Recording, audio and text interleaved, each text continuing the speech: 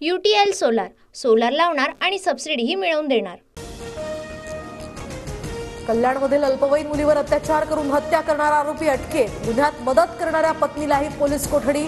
अपहरणानंतर भिवंडीतील बापगाव परिसरात आढळला होता मुलीचा मृतदेह।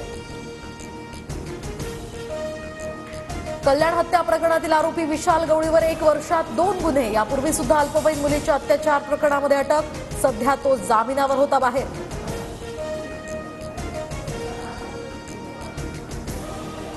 माझी मुलगी चिप्स आणायला गेली आणि परत आलीच नाही। कल्याण हत्या प्रकरणातील पीडित मुलीच्या वडिलांची प्रतिक्रिया। आरोपी विशाल गवळीवर अत्याचाराचे गुन्हे। त्याला बघून महिला घाबरत असल्याची सुद्धा माहिती।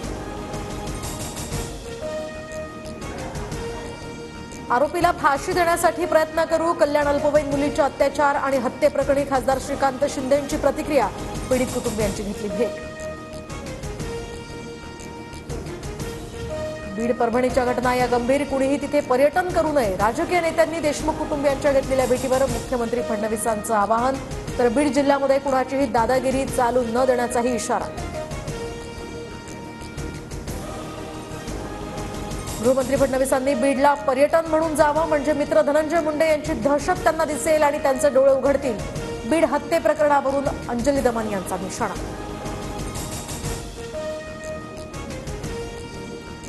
बीड सरपंच हत्या प्रकरणातील मास्टरमाइंड वाल्मिक कराडला तात्काळ अटक व्हावी। मंत्री धनंजय मुंडेंनी सुद्धा राजीनामा द्यावा। संदीप क्षीरसागर यांची मागणी।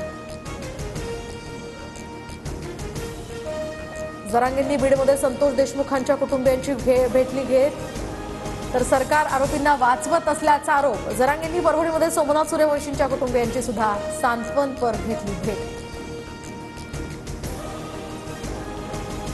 आता खरी मजा आहे हिशेब चुकता करण्याची। आरक्षणाचा प्रश्न दुसऱ्यांवर ढकलणारे फडणवीस आता मराठा आरक्षण देतात का हे कळेल। जरांगेंचा निशाणा।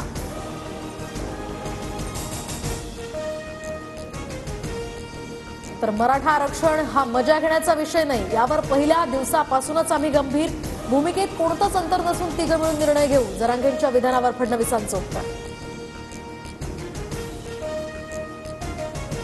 सतीश वाघ हत्या प्रकरणात मोठी अपडेट। पत्नीनंच हत्येची सुपारी दिल्याची धक्कादायक माहिती समोर। पत्नीला अटक। सतीश वाघ हे पुण्याचे आमदार योगेश टिळेकरांचे मामा।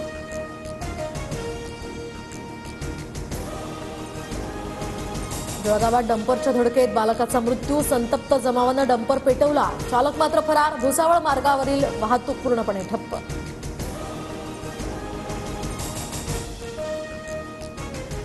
मुख्यमंत्री देवेंद्र फडणवीस गडचिरोली जिल्ह्याच्या पालकमंत्री पदासाठी इच्छुक। मात्र बावनकुळे अजितदादा शिंदे चर्चा करून निर्णय घेतील, तो निर्णय मान्य असेल।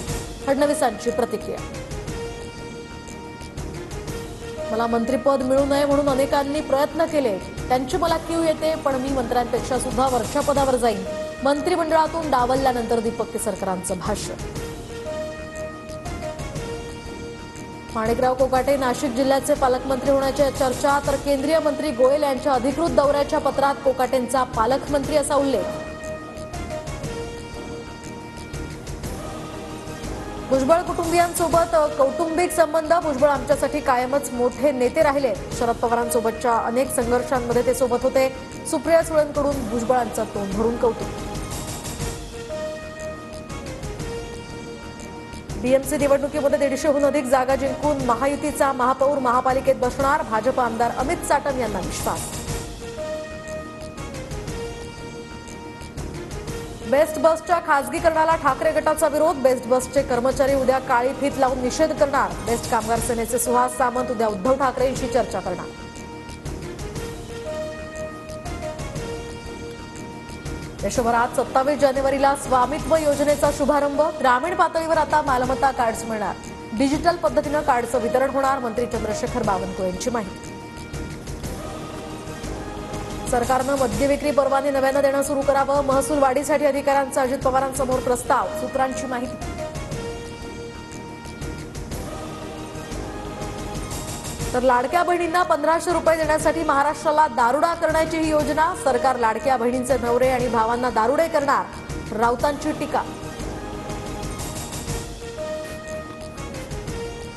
मुंबईकरांचं पाणी महागण्याची चिन्ह। पाणीपट्टी वाढीचा प्रस्ताव आयुक्तांकडे सादर। पाणी पुरवठा खर्चात वाढ होत असल्यामुळे आर्थिक गणितं जुळवण्यासाठी या हालचाली। रशियाला जाणारं प्रवासी विमान कझाकिस्तानमध्ये कोसळलं. दुर्घटनेमध्ये अनेक प्रवाशांचा मृत्यू. अपघातावेळी विमानात 70 प्रवासी असल्याची माहिती. उद्यापासून बॉर्डर गावस्कर ट्रॉफीची चौथी कसोटी. WTCमधील वर्चस्व राखण्याचं टीम इंडिया आणि कांगारूंसमोर आव्हान. मेलबर्न क्रिकेट ग्राउंडवर उद्या सकाळी 5 वाजता सामन्याला होणार सुरुवात.